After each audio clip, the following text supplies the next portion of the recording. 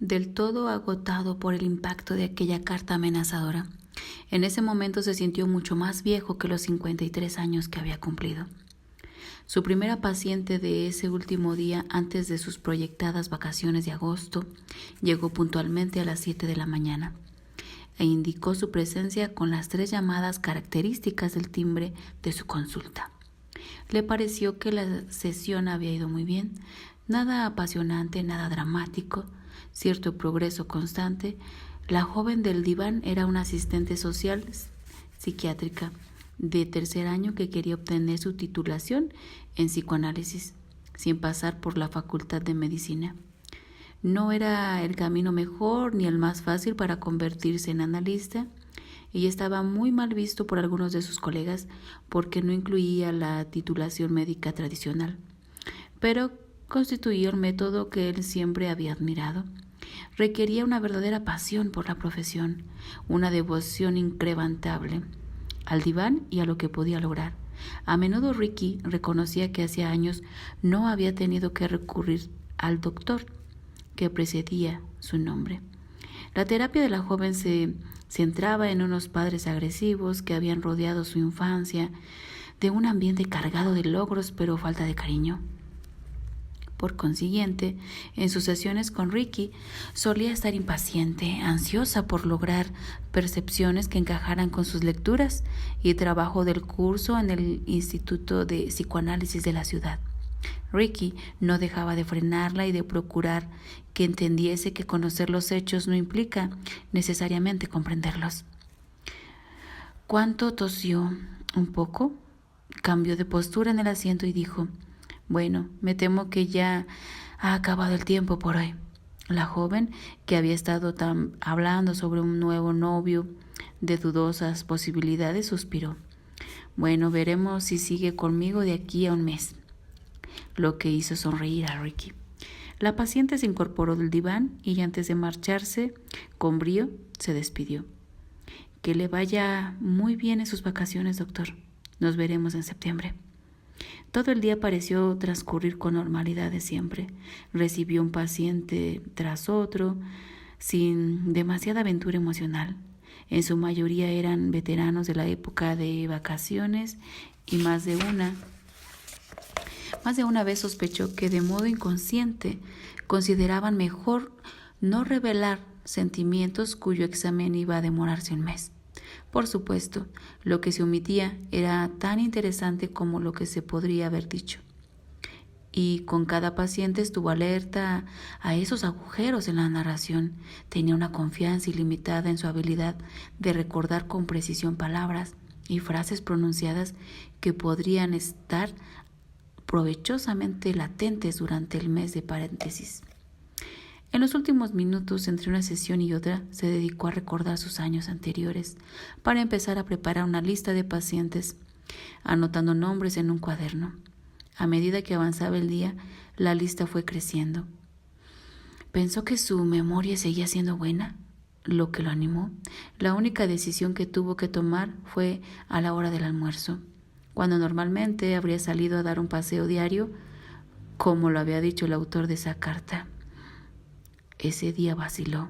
Por una parte quería romper la rutina que la carta detallaba con tanta exactitud, como una especie de desafío. Pero sería un desafío mucho mayor seguir la rutina para que Rumpelstiltskin viera que su amenaza no lo había amedrentado. Así que pues salió a mediodía y recorrió la misma ruta de siempre, pasando por las mismas plazas y aspirando el aire opresivo de la ciudad con la misma regularidad con que lo hacía cada día. No estaba seguro de si quería que el autor de esa carta misteriosa lo siguiera o no, pero más de una vez tuvo que contener el impulso de darse la vuelta de repente para ver si alguien lo seguía. Cuando regresó al piso, suspiró aliviado. Los pacientes de la tarde siguieron la misma pauta que los de la mañana. Algunos estaban algo resentidos por las próximas vacaciones, era de esperar. Otros expresaron cierto miedo y bastante ansiedad. La rutina de las sesiones diarias de 50 minutos era muy poderosa, y a unos cuantos los desazogaba saber que carecían de ese sostén aunque fuera por un poco tiempo. Aún así, tanto ellos como él sabían que el tiempo pasaría, y como todo en el psicoanálisis, el tiempo pasado, lejos del diván, podrían conllevar nuevas percepciones sobre el caso. Todo, cada momento, cualquier cosa durante la vida cotidiana podía asociarse a la percepción. Y eso hacía que el proceso fuera fascinante, tanto para el paciente como para el analista. Cuando faltaba 1 minuto para las 5, miro por la ventana. El día estival seguía dominando el mundo fuera de la consulta. Sol brillante, temperaturas que superaban los 33 grados.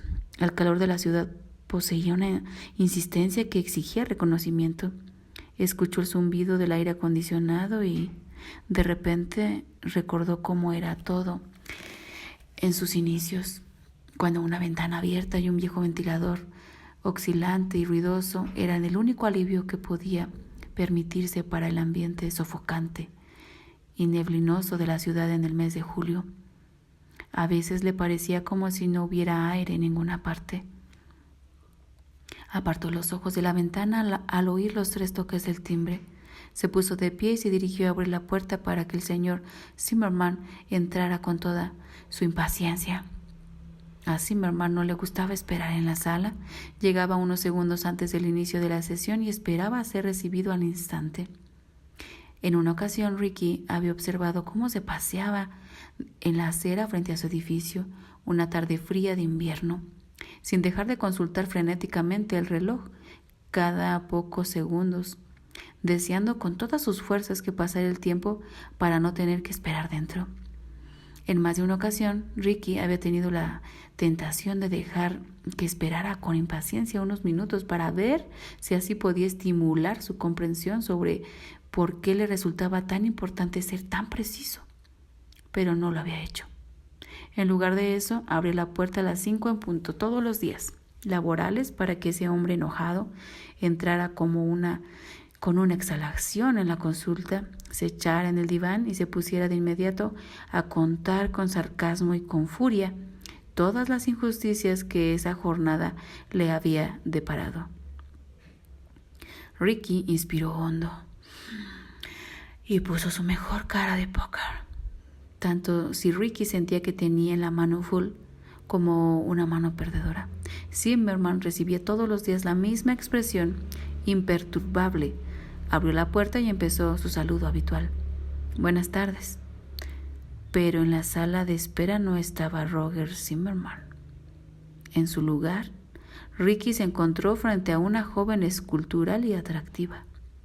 Llevaba una gabardina negra con cinturón que le llegaba hasta los zapatos, muy fuera de lugar en ese caluroso día veraniego, y unas gafas oscuras que se quitó dejando al descubierto unos penetrantes y brillantes ojos verdes. Tendría 30 y pocos años, una mujer cuya belleza estaba en su punto álgido y cuyo conocimiento del mundo se había agudizado más allá de la juventud. Perdone, se excusó Ricky, vacilante, pero descuide, dijo la joven con displicencia, a la vez que sacudía su melena rubia hasta los hombros y hacía un ligero gesto con la mano. Hoy Zimmerman no vendrá. Estoy aquí en su lugar. Pero él ya no lo necesitará más, prosiguió la joven. Decidió terminar su tratamiento exactamente a las 2:37 de esta tarde. Aunque parezca mentira, tomó esa decisión en la parada del metro de la calle 92, después de una breve conversación con el señor R. Fue el señor R. quien lo convenció de que ya no necesitaba ni deseaba sus servicios. Y para nuestra sorpresa, a Zimmerman no le costó nada llegar a esa conclusión. Y dicho eso, pasó junto al sorprendido médico y entró en la consulta. Así que es aquí donde se desvela el misterio, dijo la joven alegremente. Ricky la observaba mientras ella echaba un vistazo alrededor de la pequeña habitación. Su mirada pasó por el diván, su silla, su mesa, avanzó y examinó los libros que había en los estantes, inclinando la cabeza a media que leía los títulos densos y aburridos.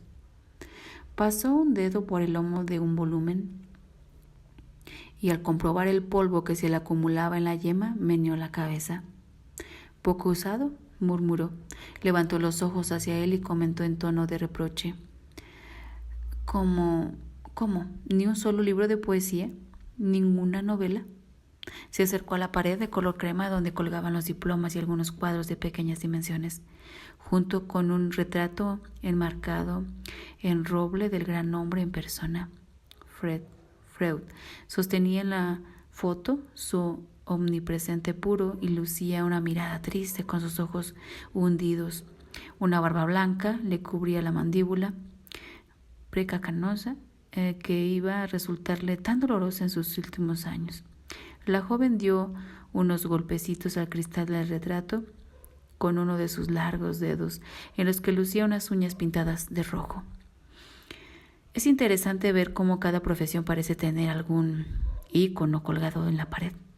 Me refiero a que si fueras sacerdote tendrías a Jesús en un crucifijo, o un rabino tendría una estrella de David, o una menora, cualquiera, por ejemplo, un político.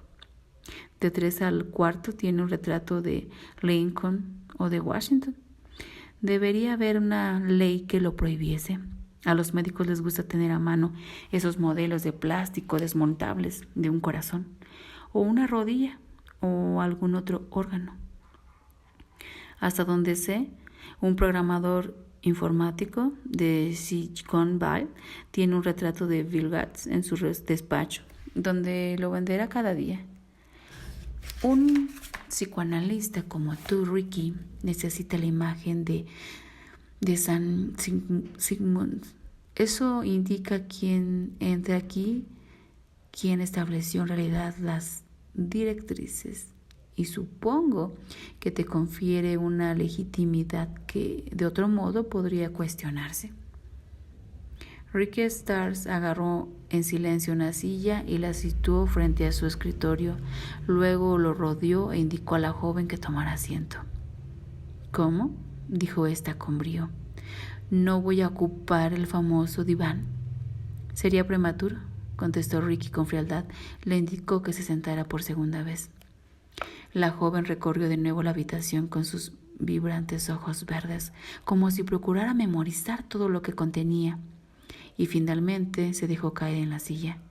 Lo hizo con languidez, a la vez que metía la mano en un bolsillo de la gabardina negra y sacaba un paquete de cigarrillos.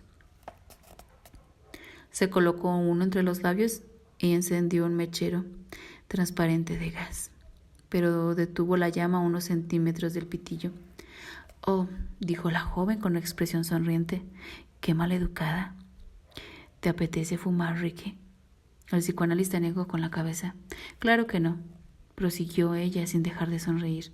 «¿Cuándo fue que lo dejaste?». «¿Hace 15 años? ¿20? De hecho, Ricky, creo que fue en 1977. Si el señor R no me ha informado mal, había que ser valiente para dejar de fumar, Ricky. En esa época mucha gente encendía el cigarrillo sin pensar en lo que hacía, porque aunque las tabaqueras lo negaban, la gente sabía que era malo para la salud, te mataba. Era cierto, así que la gente prefería no pensar en ello. La táctica de la avestruz aplicada a la salud. Mete la cabeza en un agujero e ignora lo evidente. Además pasaban tantas cosas, por aquel entonces, guerras, disturbios, escándalos. Según me dicen, fueron unos años maravillosos de vivir. Pero Ricky, el joven doctor en ciernes, logró dejar de fumar cuando era un hábito popularísimo y estaba lejos de ser considerado socialmente inaceptable como ahora. Eso me dice algo. La joven encendió el cigarrillo, dio una larga calada y dejó escapar parsimoniosamente el humo. ¿Un cenicero?, pidió. Ricky abrió un cajón del escritorio y sacó el que guardaba allí. Lo puso en el borde del escritorio. La joven apagó el cigarrillo de inmediato. «Listos», dijo. «Solo un ligero olor acre a humo para recordarnos esa época». ¿Por qué es tan importante recordar esa época? preguntó Ricky tras un momento. La joven entornó los ojos, echó la cabeza atrás y soltó una larga carcajada. Fue un sonido discordante, fuera de lugar, como una risada en una iglesia o un clavicembalo en un aeropuerto. Cuando su risa se desvaneció, dirigió una mirada penetrante a Ricky. Es importante recordarlo todo lo de esa visita, Ricky. ¿No es eso cierto para todos los pacientes? No sabes qué dirán o cuándo dirán lo que te abrirá su mundo, ¿verdad? De modo que tienes que estar alerta en todo momento, porque nunca sabes con exactitud cuándo podrían abrirse la puerta que te revele los secretos ocultos.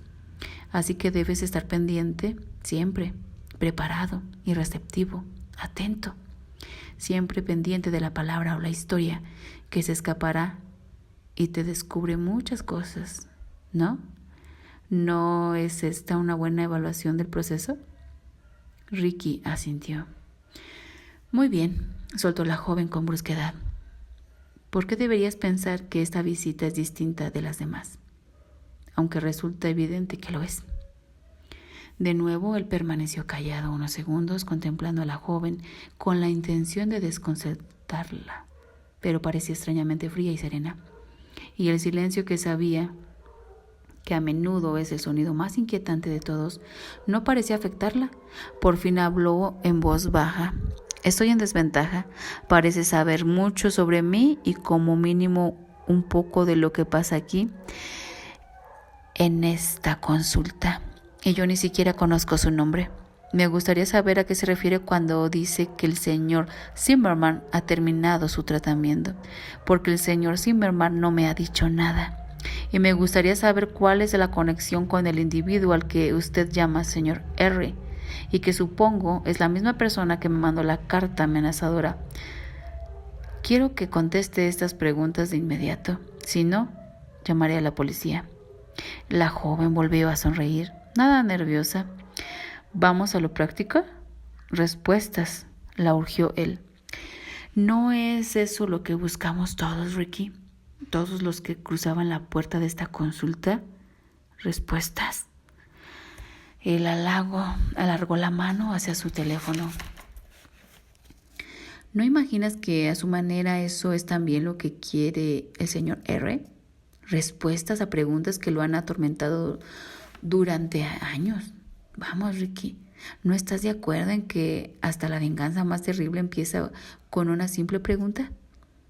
Ricky pensó que esa era una idea fascinante, pero el interés de la observación se vio superado por la creciente irritación que le despertaba la actitud de la joven. Solo mostraba arrogancia y seguridad. Puso la mano en el auricular. No sabía qué otra cosa hacer. Conteste mis preguntas enseguida, por favor, dijo. De lo contrario, llamaré a la policía y dejaré que ella se encargue de todo. ¿No tienes espíritu deportivo, Ricky?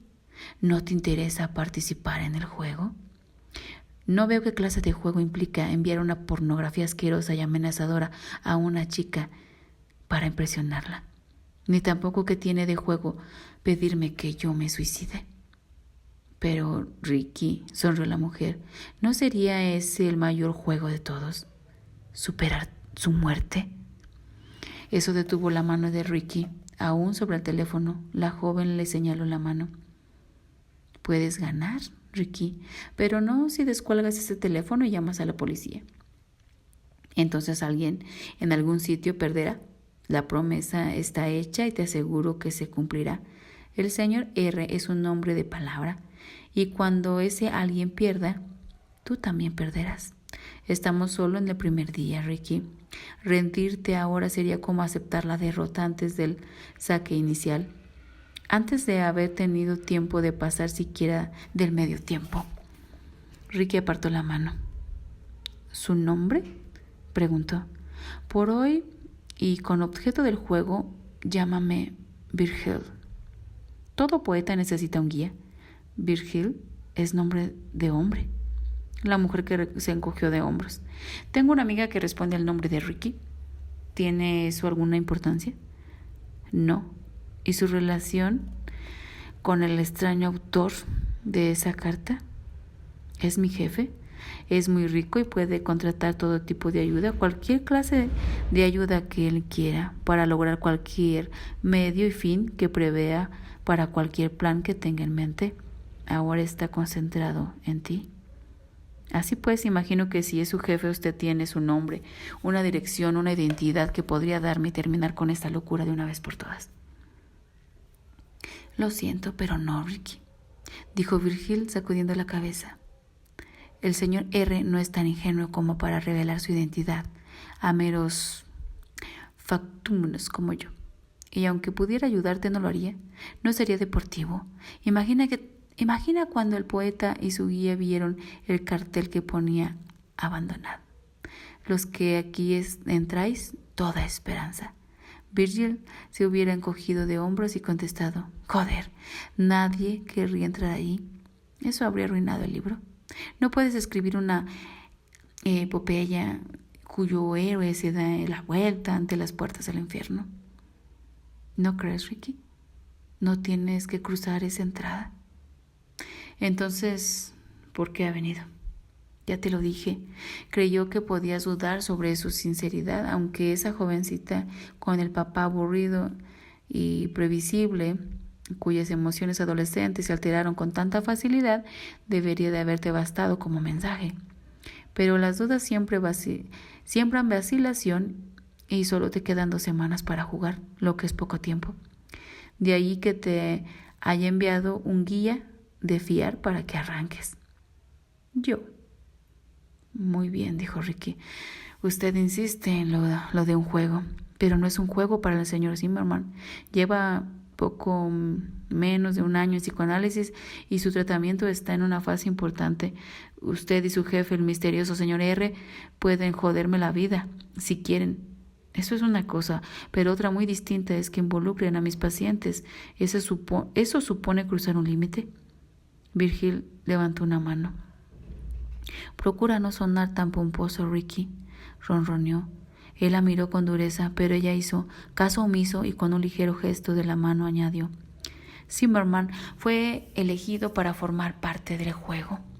Ricky debió de parecer asombrado, porque Virgil prosiguió: no demasiado contento al principio, según me había dicho, pero con un extraño entusiasmo después. Yo no participé en esa conversación, de modo que no puedo darte detalles. Mi función era otra. Sin embargo, te diré quién intervino. Una mujer de mediana edad y algo desfavorecida, llamada Lu An. Un nombre bonito y sin duda inusual y poco adecuado, dada su precaria situación en este mundo. El caso, Ricky, es que cuando me vaya de aquí, te convendría hablar con Lu An. Quién sabe lo que podrías averiguar. Y estoy segura de que buscarás al señor Zimmerman para que te dé una explicación, pero también estoy segura de que no te será fácil encontrarlo. Como dije, el señor R es muy rico y está acostumbrado a salirse con la suya. Ricky iba a pedirle que lo explicara, pero Virgil se levantó. ¿Te importa si me quito la gabardina?, preguntó con voz ronca. Como quiera, dijo Ricky, con un gesto amplio de la mano, un movimiento que significaba aceptación. Virgil sonrió de nuevo y se desabrochó despacio los botones delanteros y el cinturón. Después, con un movimiento brusco, dejó caer la prenda al suelo. No llevaba nada debajo. Se puso una mano en la cadera y la dio el cuerpo provocativamente en su dirección. Se volvió y le dio la espalda un momento para girar de nuevo y mirarlo de frente. Ricky asimiló la totalidad de su figura con una sola mirada. Sus ojos actuaron como una cámara fotográfica para captar los senos, el sexo y las largas piernas y regresar por fin a los ojos de Virgil, que brillaban expectantes. ¿Lo ves, Ricky?, musitó ella. No eres tan viejo. ¿Notas cómo te hierve la sangre? Una ligera animación entre la entrepierna. ¿No? Tengo una buena figura, ¿verdad? Soltó una risita. No hace falta que contestes. Conozco bien la reacción. La he visto antes en muchos hombres. Siguió mirándolo como segura de que podía adivinar la dirección que seguiría la mirada de él. Siempre existe ese momento maravilloso, Ricky, comentó Virgil con una ansiosa sonrisa, en que un hombre ve por primera vez el cuerpo de una mujer, sobre todo el cuerpo de una mujer que no conoce. Una visión que es toda una aventura. Su mirada cae en cascada como el agua por un precipicio. Entonces, ¿cómo pasa ahora contigo? ¿Qué preferirías contemplar? Mi entrepierna, el contacto visual provoca algo de culpa. Es como si el hombre quisiera decir que todavía me ve como una persona mirándome a la cara, pero en realidad está pensando como una bestia. Por muy educado y sofisticado que finja ser, ¿no es acaso lo que está pasando ahora? Él no contestó. Hacía años que no estaba en presencia de una mujer desnuda, y eso parecía generar una convulsión en su interior. Le retumbaban los oídos con cada palabra de Virgil, y era consciente que se sentía acalorado, como si la elevada temperatura exterior hubiese interrumpido en la consulta. Virgil siguió sonriéndole, le dio la vuelta una segunda vez para exhibirse de nuevo. Posó, mientras primero en una posición y luego en otra, como la modelo de un artista que trata de encontrar la postura correcta. Cada movimiento de su cuerpo parecía aumentar la temperatura de la habitación unos grados más. Finalmente se agachó despacio para recoger la gabardina negra del suelo. La sostuvo un segundo como si le costara volverla a colocar, pero enseguida, con un movimiento rápido, metió los brazos por las mangas y empezó a abrochársela. Cuando su figura desnuda desapareció, Ricky se sintió arrancado de algún tipo de trance hipnótico, o por lo menos como creía que debía sentirse un paciente al despertar de una anestesia. Empezó a hablar, pero Virgil levantó una mano. Lo siento, Ricky, le interrumpió. La sesión ha terminado por hoy. Te he dado mucha información y ahora te toca actuar. No es algo que se te dé bien, ¿verdad? Lo que tú haces es escuchar y después, nada. Bueno, esos tiempos se han acabado, Ricky. Ahora tendrás que salir al mundo y hacer algo. De otro modo, será mejor que no pensemos en eso. Cuando el guía te señala, tienes que seguir el camino. Que no te pillen de brazos cruzados, manos a la obra y todo eso. Ya sabes, al que madruga Dios le ayuda. Es un consejo buenísimo, síguelo. Se dirigió con rapidez a la puerta. Espera, dijo Ricky impulsivamente. ¿Volverás? ¿Quién sabe?, contestó Virgil con una sonrisita. Puede que de vez en cuando. Veremos cómo te va. Abrió la puerta y se marchó. Escuchó un momento el taconeo de sus zapatos en el pasillo. Luego se levantó de un brinco y corrió hacia la puerta. La abrió, pero Virgil ya no estaba en el pasillo. Se quedó allí un instante y volvió a entrar a la consulta. Se acercó a la ventana y miró afuera, justo a tiempo de ver cómo la joven salía por el portal del edificio. Una limusina negra se acercó a la entrada y Virgil subió en ella. El coche se alejó calle abajo de forma demasiado repentina para que Ricky pudiese haber visto la matrícula o cualquier otra característica de haber sido lo bastante organizado e inteligente como para pensar en ello. A veces, frente a las playas, cerca de su casa de verano, se formaban unas fuertes corrientes de retorno superficial que pueden ser peligrosas y en ocasiones mortales.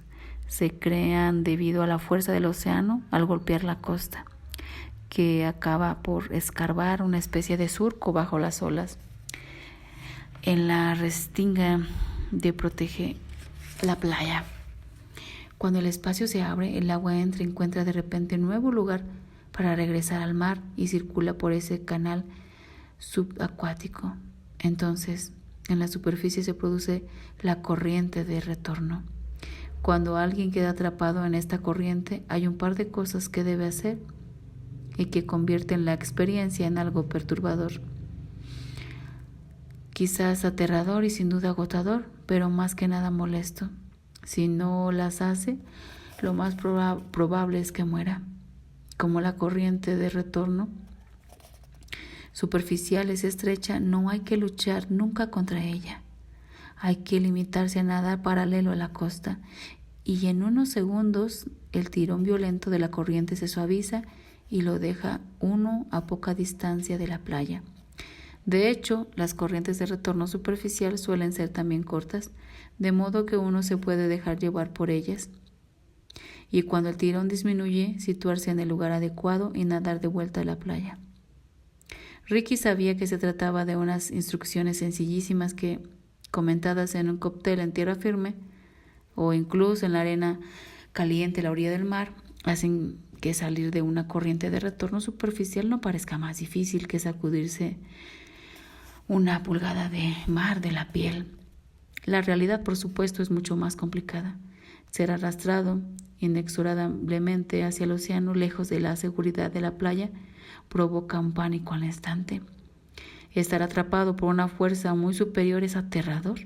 El miedo y el mar son una combinación letal. El terror y el agotamiento ganan al bañista.